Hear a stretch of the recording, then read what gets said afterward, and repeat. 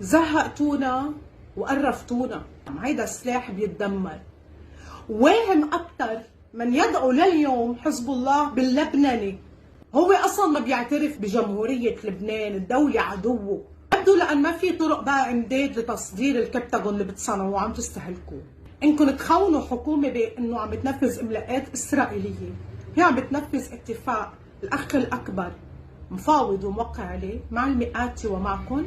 قرارات دولية كان لازم تتنفذ من 2005 وما قبل، دستور ولا يوم اعترفتوا فيه واحترمتوه، والأضرب انكم عم بتسوقوا نسحب الثقة من هيدي الحكومة وبتصير حكومة تصريف أعمال.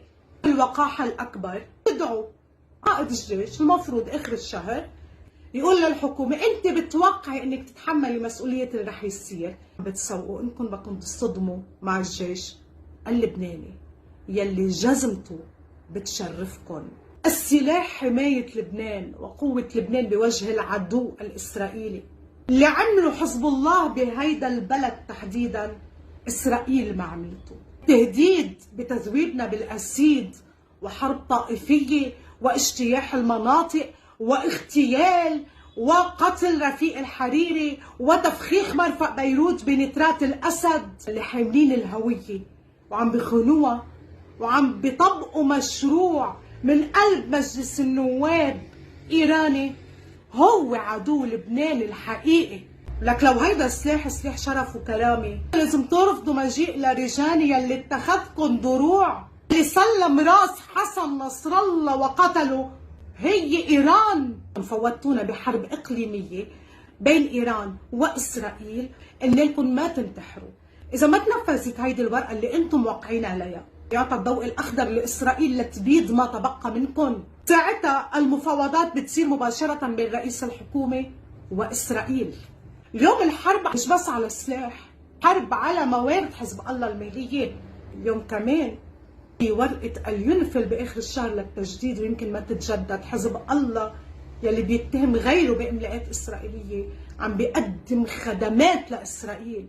قسمت البحر معك وطبعت معك واعترفت فيك كدولة، قدمت لك بحر لبنان هدية.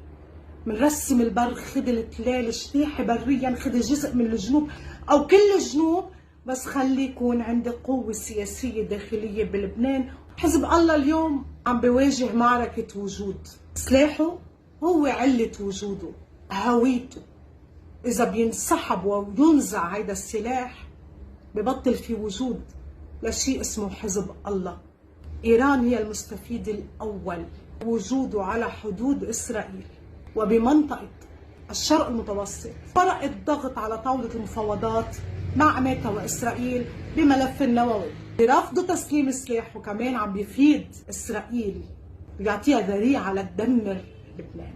فإلى الهستيريا اللي عاملينها حزب الله من نعيم قاسم وفيق صفا والموتوسيكلات، الإعلام الأصفر، عم تعملوا أغاني كمان إنه لي بدك تنزل. برافو عليكم، والله مهضومين انتم، هيك بتتجهوا فنيا صراحة يا أشرف الناس انتم. لك على القليل خذوا بطار حسن نصر الله، طب خذوا بطار الجنوبيين يلي تهجروا وفقدوا منازلهم. بدكم تهدوا البال، بدكم تاخذوا أدوية أعصاب. إذا انتم انتحاريين في شعب خلق عم بقاوم أمثالكم وعم بعيش، هو عم بقاوم أمثالكم.